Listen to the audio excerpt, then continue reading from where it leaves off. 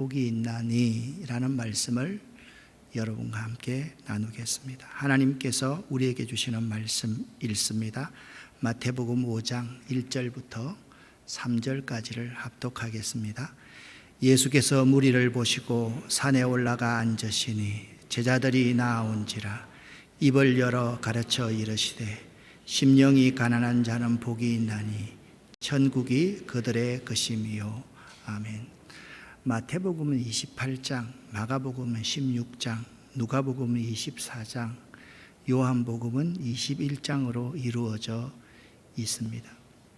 마태는요, 세리였는데 유대인 가운데 예수 믿은 사람들에게 예수에 대한 복음을 전하고 싶었습니다.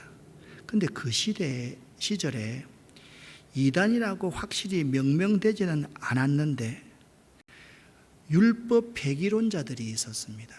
율법이 필요 없어. 예수님이 율법에 대해서 때로는 율법주의자들을 비판하고 비난하니까 이들이 그것을 이용해서 율법은 아무 필요가 없다라고 생각하는 율법 폐기론자들이 있었습니다. 그들에 대해서 마태는요, 예수의 계명들을 모세오경의 패턴에 따라 5건으로 묶어 제시함으로써 율법 무용론자들이 주장하던 율법은 필요 없어, 그게 아니라 율법을 개성하고 율법을 발전시키고 율법을 완성시키는, 율법에 기록된 그 예언이 예수를 통해서 이루어진 이 메시아가 예수이시다라는 사실을 증거하기를 원했던 것입니다. 마태복음은요, 모세오경의 패턴에 따라서 5개의 설교군으로 이루어지고 있습니다. 모세오경이라는 것은 유대인들이 정경으로 삼고 있는 창세기, 출애굽기, 레위기, 민수기, 신명기 5권의 책을 의미하지 않습니까? 여기에 마태복음에는 1장부터 28장에서 5장부터 25장까지 5개의 설교로 이루어져 있습니다. 5장부터 7장까지 산상설교가 있는데 7장을 마치면서 예수께서 이 말씀을 마치시매라는 종결 후렴 문구가 있고, 10장 선교와 순교에 관한 설교를 마치면서 11장 1절에 예수께서 12 제자에게 명하기를 마치시고 라고 말씀하고 있고, 23장부터 25장까지 종말에 관한 설교를 마치면서 26장 1절에 잘 보십시오. 예수께서 이 말씀을 다 마치시고 모두 마치시고 라고 하면서 마태복음에는 5개의 설교군으로 이루어져 있다라는 사실을 이 종결 후렴 문구를 통해서 우리에게 증언하고 있습니다. 마태복음의 저자 마태는요, 모세의 근위 아래 살아온 유대 기독교인들에게 예수를 전하고 가르치면서 그들이 최고의 권위자로 생각하는 모세, 최고의 권위를 생각하는 모세오경에 견주어서 예수님을 소개하기를 원했던 것입니다. 마태는요, 예수님을 약속된 메시아이며 다윗 왕가의 후손으로서 표현하고 있습니다. 다음 2구절은 예수의 사역을 구분하는 데 있어서 매우 중요한 구절입니다. 4장 16절까지를 마치면서 이때로부터 예수께서 라고 4장 17절에 시작하고 있고요, 16장 21절에 이때로부터 예수 그리스도께서 자기가 고난당하고 죽을 것을 예언했다라고 말씀하고 있습니다.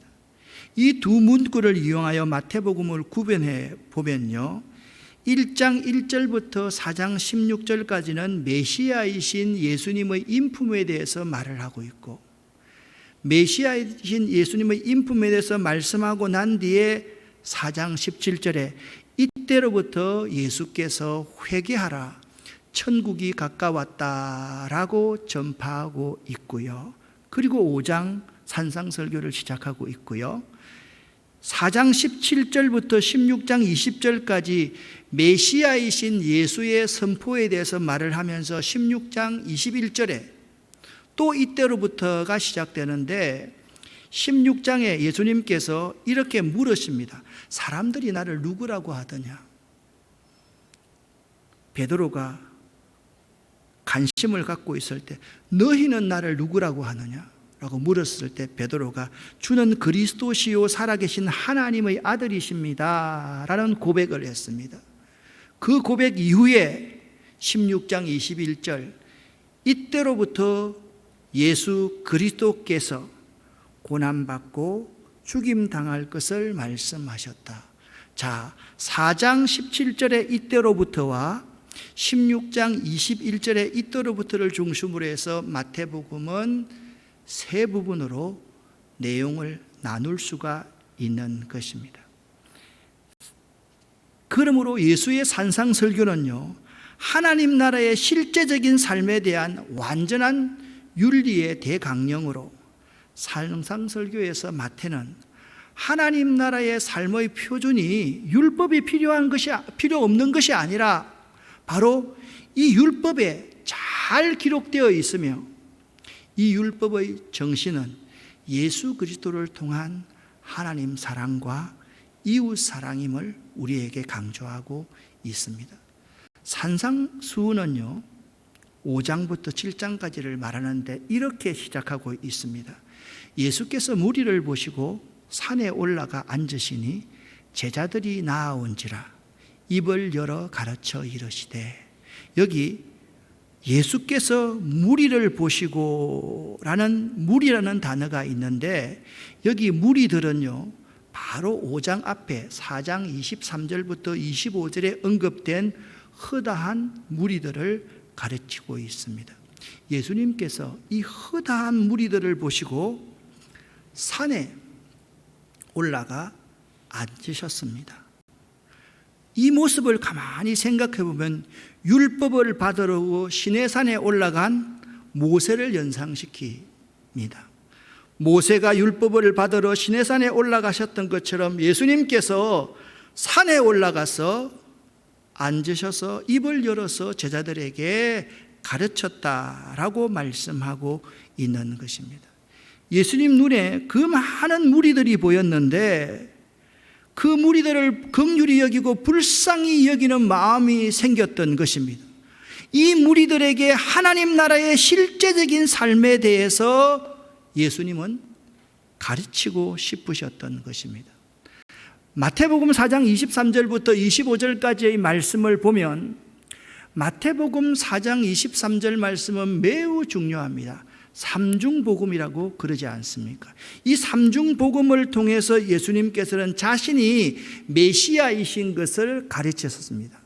삼중복음의 첫 번째, 회당에서 가르치시며 천국복음을 전파하시며 백성 중에 병든 것과 약한 것을 고치시니라. 이 세 가지를 통해서 예수님께서 충실히 자신이 그리스도 메시아임을 증거해 보이시자 24절입니다. 그의 소문이 온 수리아에 다 퍼졌습니다. 사람들이 많은 병자들을 예수님께 데려왔습니다. 예수님께서는 그들을 사랑하셔서 그들을 고쳐 주셨습니다. 갈릴리와 데가볼리와 예루살렘과 유대와 요단강 건너편에서 수많은 무리가 예수님을 따랐습니다. 5장 1절을 다시 보겠습니다. 예수님께서 이 수많은 무리를 보시고 모세처럼 산에 올라가 앉으셔서 그들에게 하나님의 말씀을 가르치기 시작했습니다. 여기 산에 올라가 앉으시니라는 단어와 제자들이 나아온지라 이 두 부분을 설명을 드려야만 하겠습니다. 산에 올라가 앉으셨다. 유대 랍비들의 엄숙한 교수 태도, 랍비들이 엄숙하게 딱 앉으셔서 율법의 말씀을 가르치는 모습을 연상시켜 줍니다. 그리고 친근하고 위험 있는 한 서성의 모습을 우리에게 보여주는 단어가 안저시니라는 단어입니다. 제자들이 나온지라 이들에게 입을 열어서 가르치기 시작하셨습니다. 여기 제자들은요, 12제자와 예수를 추종하며 교제하던 무리들 전체를 가르칩니다. 허다한 무리들이 다 예수님에게 나오기 시작했던 것입니다. 즉, 예수님께서는 당신을 진실히 따르기로 소원하는 무리들을 따로 불러서 하늘나라 시민으로서의 자세를 가르치기를 원했던 것입니다. 여러분과 제가요, 산상수훈을 읽으면서 먼저 전제해야 될 부분이 있습니다. 산상수훈을 딱 시작합니다. 예수는 율법을 받으러 시내산에 올라간 모세를 연상해야만 됩니다. 산에 올라가 앉아 가르치시다. 목자 없는 그 무리들에게 하나님 나라의 실제적인 삶에 대해서 가르치고 싶어 하셨던 예수님의 그 사랑의 마음을 읽을 수 있어야 되고, 앉으셨다. 유대의 랍비보다 더 뛰어나신 친근하고 위엄 있고 근위 있는 서성의 모습을 우리가 이해할 수 있어야 되고, 12제자들과 그를 추종하는 많은 무리들을 따로 불러서 하늘나라의 윤리, 하나님 나라의 윤리를 가르치기를 원했던 예수님의 열정을 생각하면서 이 팔복을 볼 수 있어야만 합니다. 우리는 8가지의 이 복을 잘 알고 있는 것처럼 생각하지만 실제로는 이 복을 너무나도 잘 모르고 있습니다. 8가지의 복은 이것입니다. 심령이 가난한 자의 복, 애통하는 자의 복, 온유한 자의 복, 의에 줄이고 목마른 자의 복, 긍휼히 여기는 자의 복, 마음이 청결한 자의 복, 화평케 하는 자의 복, 의를 위해 핍박받는 자의 복이 이 8가지의 복입니다. 이 복은 그렇게 어렵지가 않습니다. 처음 4가지는요, 자기 자신에게는 의로움이 전혀 없음을 발견하는 단계를 말을 합니다. 그러니까 심령이 가난한 자, 애통하는 자, 온유한 자, 의에 줄이고 목마른 자를 통해서 나는 의로움이 전혀 없다. 그분의 은혜가 아니면 나는 살 수가 없다. 그것을 깨닫게 하는 복이 처음 4가지의 복입니다. 다음 4가지의 복은 이미 복을 받은 사람이 마땅히 행해야 될 책임에 대해서 말을 하고 있습니다. 우리의 책임은 무엇입니까? 다른 사람들을 긍휼히 여겨야만 합니다. 마음이 청결해서 그 속에서 그 청결한 마음을 통해서 하나님을 볼 수 있는 눈을 가져야만 합니다. 그리고 트러블 메이커가 아니라 피스 메이커, 화평을 만들어가는 사람이 되어야만 합니다. 그리고 정의를 위해서 핍박받는 사람이 되어야만 합니다. 그러니까 여러분, 진정한 복이라는 것은 2가지로 요약할 수가 있는 것입니다. 하나님 앞에서 자기 자신에게는 의가 없음을 발견하는 자가 복 있는 사람이고, 내가 이미 복받은 사람이라고 한다면 마땅히 행해야 될 복받은 사람으로서의 책임을 다하는 사람, 이런 사람이 진정 복 있는 사람이다 라고 말하고 있다라는 겁니다.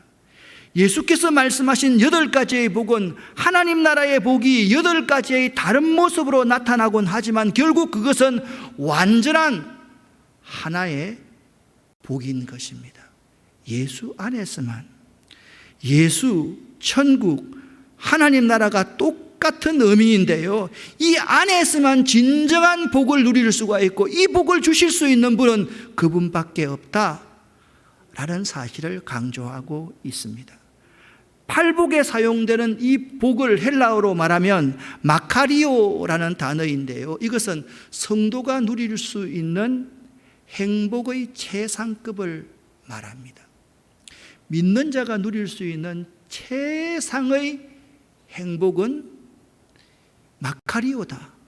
그래서요, 이 복을 아는 사람이 힘들고 어렵지만 아프리카에도 선교사로 갈 수 있고, 무슬림에도 선교사를 갈 수 있고, 평생 가난하고 불쌍하고 병든 자들을 위해서 자기의 모든 것을 다 내어놓을 수가 있는 것입니다. 따라서 이 복이 가져오는 열매는 바실레이아, 천국입니다. 이 천국은 하나님 나라의 영적인 통치가 이루어지는 세계 속에서 행복과 평화를 누리는 것입니다. 그래서 성경을 보면요, 항상 행복, 복과 이 평화는 똑같이 함께 엮어져서 함께 나옵니다. 행복한 사람에게는 무엇입니까? 평화가 있고, 복이 있는 사람에게는 항상 평화를 만들어가는 사람이다 라고 말하고 있는 것입니다. 하나님의 복은 항상 평화로 나타나는데, 이것은 하나님이 통치하고 주관하시기 때문에 거기에 샬롬의 평화가 이루어질 수 있는 것입니다. 오늘날 성도가 누리는 팔복은 성령의 인도하심에 따라서 하나님의 주권과 통치를 받아들이는 구별된 삶 속에서의 의와 평강과 희락으로 나타납니다. 그러니까 이렇게 정리해 볼 수가 있을 것입니다. 팔복은 두 가지의 복으로 나눌 수가 있다. 하나는 신 앞에서 내 의가 전혀 없음을 발견하는 것이 복이고, 내가 복을 받은 사람이라고 하면 복 받은 사람으로서 마땅하게 그 책임을 다해야 되는 것이 복이다. 그리고 이 복을 주실 수 있는 분은 성령이 아니고는 주실 수가 없는데, 이 성령 안에서 우리가 누릴 수 있는 복은 뭐냐면 오직 하나님 나라는 오직 성령 안에서 의와 평강과 희락이다, 그렇게 말씀하고 있는 것입니다. 심령이 가난한 자는 복이 있습니다. 그러면 오늘 팔복 가운데 첫 번째, 심령이 가난한 자는 복이 있나니 라는 말씀을 좀 더 구체적으로 나누도록 하겠습니다. 심령이 가난하다는 말에서 이 심령은요, 놀라웁게 성령을 가리키는 단어와 똑같습니다. 퍼뉴마라는 단어입니다. 그래서 심령이 가난해지려고 하면 하나님의 성령의 역사가 없으면 결코 심령은 가난해질 수 없다라는 것입니다. 특별히 여기 가난한 자라고 번역된 말, 이 프토코스라는 헬라어는요, 극빈자, 산산이 부서진 자라는 뜻입니다. 여기 프토코스라는 단어는요, 중요한 특징이 있습니다. 수입이 적어서 건건히 먹고 사는 정도의 가난한 자를 의미하지 않습니다. 이 프토코스라는 단어는요, 전적으로 다른 사람의 도움에 의지하지 않고서는 살 수가 없는 사람, 그러한 사람을 프토코스, 가난한 자라 그렇게 말하고 있다라는 것입니다. 그러므로 심령이 가난하다는 말은 영적으로 갈급한 상태를 말합니다. 그분이 아니면 도무지 채울 수 없는 갈급한 빈 상태, 그것을 심령이 가난한 자다라고 말하는 것입니다. 곧 하나님의 통치와 주권을 기다리는 절대 겸손의 자세를 의미하는 것입니다. 예수께서 심령이 가난한 자가 복이 있다라고 말씀하신 것은 물질을 의미하는 것이 결코 아닙니다. 이것은 마음과 영혼이 가난해서 자기가 할 수 있는 것은 아무것도 없음을 인정하는 사람을 심령이 가난한 사람이다 라고 의미한다라는 것입니다. 이로 인해서 하나님의 자비와 은혜에 전적으로 자신을 맡기고 그를 의지하는 사람이 심령이 가난한 자인 것입니다. 여러분 기억하십시오. 내가 할 수 있는 것이 하나라도 있다고 생각하는 사람은, 내가 해결할 수 있는 것이 하나라도 있다고 생각하는 사람은 심령이 가난한 자가 아닙니다. 자기가 할 수 있는 것은 아무것도 없음을 인정하는 사람, 그 사람이 심령이 가난한 사람인 것입니다. 가난이라고 하니까 꼭 돈, 물질과 연관되어 있을 것 같은데, 성경에서 말하는 이 가난이라는 단어는요, 아이러니컬하게도 돈과 그다지 상관이 없습니다. 그러니까 심령이 가난하다는 것은 물질로 인해서 비교되고 평가되는 것이 결코 아닌 것이라는 의미입니다. 심령이 가난한 자란 하나님 앞에서 완전히 자아가 부서진 상태를 의미합니다. 저는 요 근래까지 겸손이라는 것이 포기하는 것이다, 내려놓는 것이 겸손이라고 생각을 했더랬습니다. 그런데 가만히 생각해 보니까 겸손이 포기하고 내려놓는 것만 아니더라고요. 겸손은요, 없어지는 것, 부서져서 가루가 되는 것, 내가 죽는 것이 겸손이더라고요. 내가 포기한다, 내가 내려놓는다 그랬는데 이 포기하지 못하는 것이 분명히 있는 거예요. 내려놓지 못하는 것이 분명히 있는 거예요. 그래서 그것 때문에 괴로운 거예요. 그런데 예수님은 겸손의 모델이 되시는 분인데, 그분은요, 하늘의 밀로 자기가 죽어지고 자기가 없어졌습니다. 내려놓는 것, 포기하는 정도가 아니라 자기 스스로가 십자가 위에서 대속의 죽음을 죽으셨던 것입니다. 심령의 가난함은 내가 무엇을 행함으로 행복을 이룰 수 없는 것을 잘 알기에 나 자신에 대해서는 깊은 영혼의 탄식을 하는 상태입니다. 심령이 가난한 사람은 내 안에 있는 것이 죄밖에 없음을 알기에 하나님의 도움이 없이는 절대로 하나님 나라에 들어갈 수 없는 존재임을 확실히 깨달아서 하나님 앞에 전적으로 매달리는 사람입니다. 이것은 내가 무언가를 결심하고 노력해서 되는 것이 아닙니다. 이것은 내 안에 계신 성령의 능력이 아니면 결코 스스로의 힘으로 이룰 수 없는 것이 심령의 가난함인 것입니다. 심령의 가난함은 우리가 알고 있는 겸손, 인간이 이룰 수 있는 도덕성의 겸양이 아닙니다.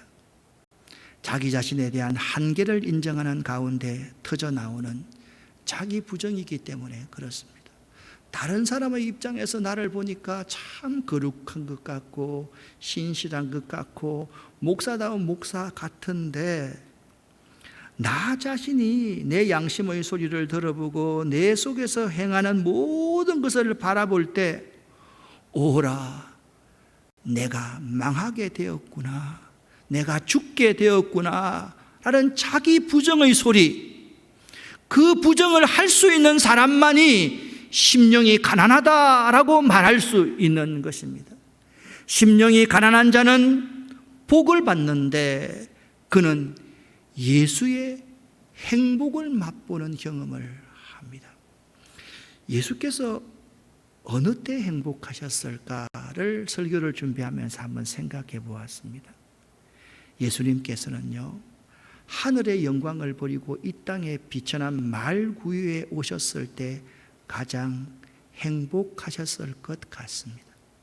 예수님께서는 3년의 공생의 기간 동안에 자기 모든 것을 다 무리들을 위해서 쏟아 부어 주심으로 말미암아 행복을 느꼈을 거라고 생각합니다. 예수님께서는 좀 쉬고 싶을 때도 있었습니다. 매우 피곤했습니다. 그때마다 많은 무리들이 예수님께 나아오는 거예요. 그 무리를 보시고 긍휼히 여기는 마음을 가지시고 나오는 모든 사람을 다 치유해 주셨을 때 행복을 느끼셨습니다. 예수님께서는 엘리 엘리 라마 사박다니, 나의 하나님 어찌하여 나를 버리시나이까 라고 절규하시면서 아버지여, 저들의 죄가 무엇인지 알지 못합니다. 저들을 용서해 주세요 라고 하시면서 행복을 느끼셨던 분이십니다. 예수님은 죽기까지 십자가에 복종하심으로 행복을 느끼셨던 분입니다. 심령이 가난한 자가 받을 복은 그 예수의 행복을 맛보는 경험을 하게 되는 것입니다.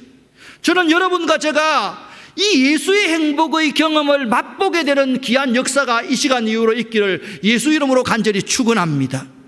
이것이 우리에게 참으로 중요한 것입니다.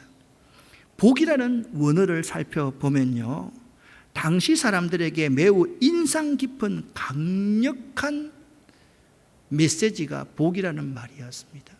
우리는 복 받아라. 그리고 중국 사람들은 보면 복을 받은 복이 나가지 않았으면 좋겠다. 그래가지고요, 빨간색으로 복을 말해놓고 복자를 거꾸로 뒤집어 놓았던 것을 봅니다. 더러운 복은 안 나갔으면 좋겠다. 그런 복인데요, 이 신약 시대에 이 복이라는 이 단어는 인간들에게는 사용하지 않았고 오직 신들이나 죽은 자가 경험하는 신적 즐거움, 온전하고 완전한 행복을 기술하는 말이었습니다. 진정한 복은 있잖아요, 우리 이 세상에서 누릴 수 있는 것이 진정한 복이 없다라는 거예요. 오직 신들이나 죽은 자가 경험하는 신적인 즐거움과 기쁨, 완전한 행복을 복이라고 말을 한다라는 거예요. 저는 여러분과 제가 이 복의 의미를 잘 알았으면 참 좋겠습니다. 신적 즐거움, 완전한 행복을 기술하는 말이 복이다라는 것입니다. 심령이 가난한 자는 복이 있나니 천국이 그들의 것이며, 천국이 그들의 것이며. 왜 심령이 가난한 자가 복이 있다고 하고 있습니까? 심령이 가난한 자는 이것 때문에 복이 있습니다. 여기까지 바로 내 인생의 끝을 뼈저리게 경험하였기에 해보니까 안 되는 거예요. 사업을 해도 안 되는 거예요. 건강이 있잖아요. 예? 내 마음대로 안 되는 거예요. 왜 나에게 이런 어려움이 있는지 내가 이해가 안 되는 거예요. 그 뼈저린 한계를 경험하였기 때문에 내 영혼의 절절한 외침으로 나에게 예수님 당신이 없으면 안 되겠습니다.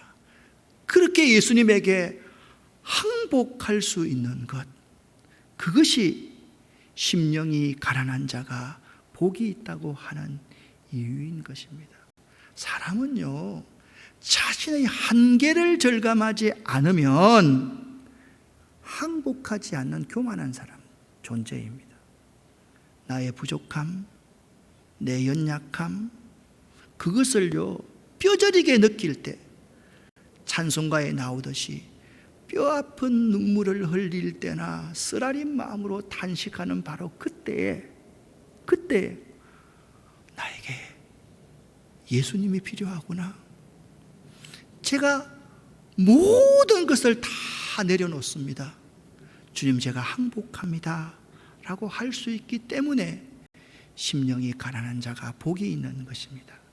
따라서 복이 있나니에서의 복은 외적인 상황이나 환경에 의존하지 않는 복을 말합니다.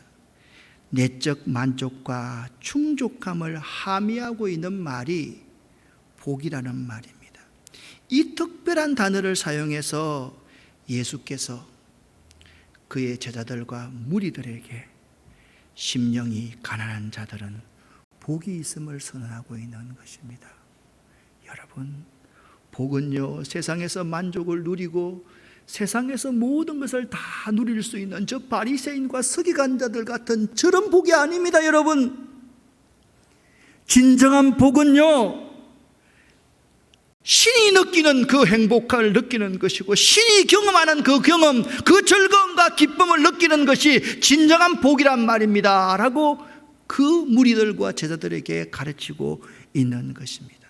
그러니 말입니다, 이 고백, 이 항복은 단순히 나는 주님이 필요합니다, 나를 받아주십시오 라는 읊조림이 될 수가 없는 것입니다. 이것은요, 나 자신의 부족함과 죄 때문에 나는 도무지 이 문제를 해결할 수 없기 때문에 외치는 생명을 살려달라는 구원의 요청의 소리가 이 고백, 항복의 의미라는 사실입니다. 마침 이런 사람 있지 않습니까? 수로보니게 여인처럼 개들도 주인의 상에서 떨어지는 부스러기를 먹지 않습니까? 주님, 나 아이 좀 살려주세요. 두 문둥병자가 있습니다. 다윗의 자손 예수여, 나를 제발 불쌍히 여겨 주시옵소서.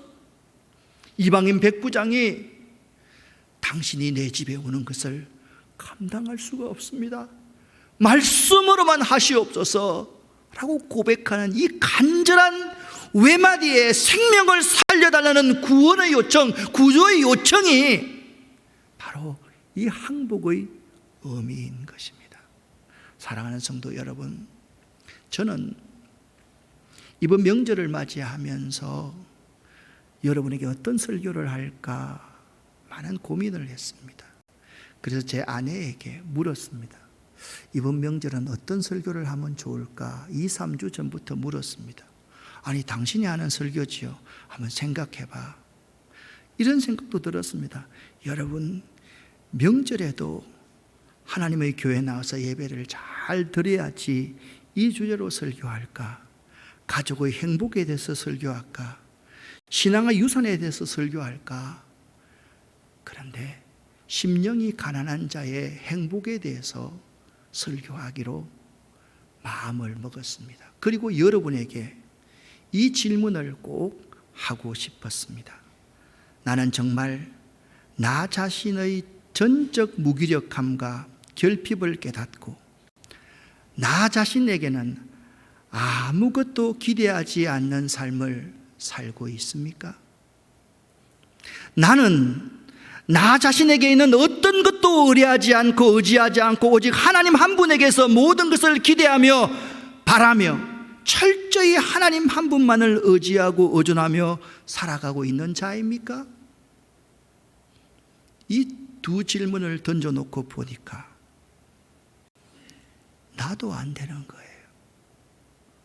나도 안 되는 소리를 여러분에게 하고 있는 거예요. 그렇다고 하면 나는 나 자신에게 있는 어떤 것도 의지하고 의뢰하지 않고 오직 하나님 한 분으로만 만족하고 살아가고 있는 자인가?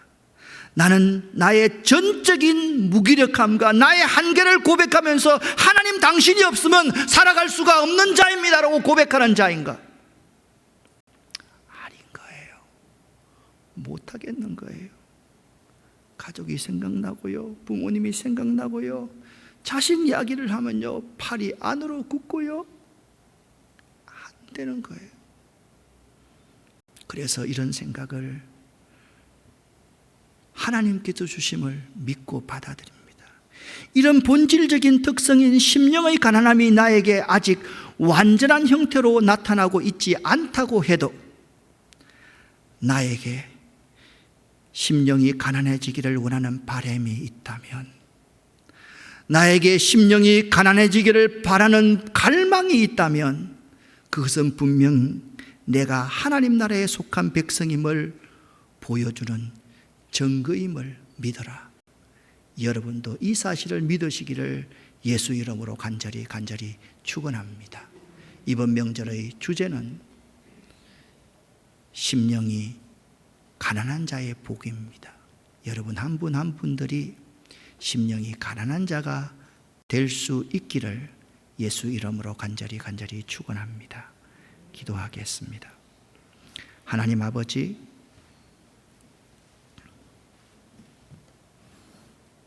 하나님 앞에서 내가